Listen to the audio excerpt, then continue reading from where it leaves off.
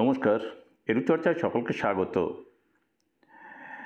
আজ supreme court থেকে NIOS D.El.Ed নিয়ে একটি গুরুত্বপূর্ণ রায় বেরিয়েছে, যার ফলে অসংখ্য শিক্ষকের মুখে হাসি ফুটেছে।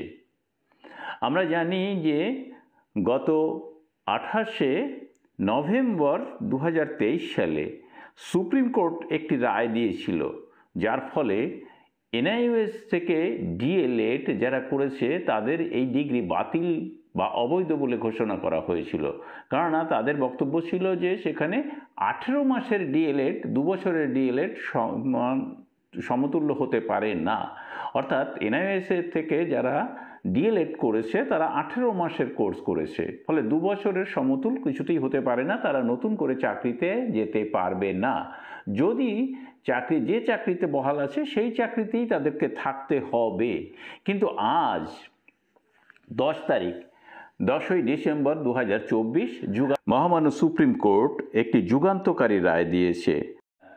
যদিও বলে রাখি যে সেই যে মামলার রায় হয়েছিল তার বিরুদ্ধে একটি রিভিউ পিটিশন মামলা দাখিল করা হয় এবং সেটি কিন্তু আজকে শুনানি হয়েছে।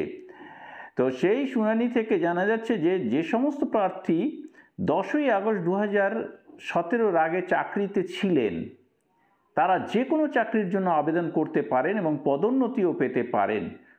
সুপ্রিম কোর্টের পর্যবেক্ষণে কিন্তু এটাই বলা হয়েছে।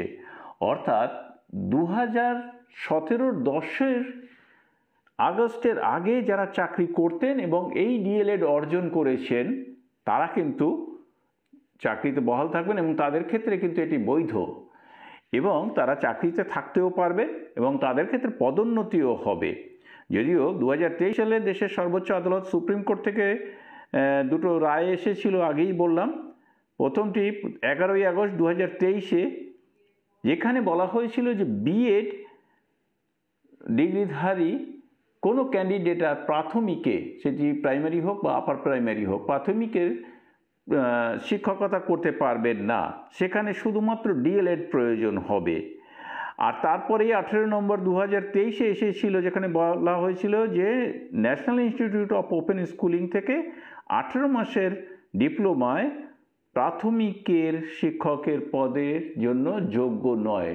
ফলে যারা এই এনআইওএস থেকে ডিএলএড করেছিলেন তারা প্রাথমিকের জন্য কোনো আবেদন করতে পারছিলেন না। পশ্চিমবঙ্গেও কিন্তু এই সমস্যাটা দেখা দিয়েছিল সারা ভারতবর্ষের সঙ্গে। কিন্তু আজকের পর কিন্তু এই সমস্যা আর থাকছে না। সকলের মুখে হাসি ফুটিয়ে সুপ্রিম কোর্ট যুগান্তকারী রায় দিয়েছে যে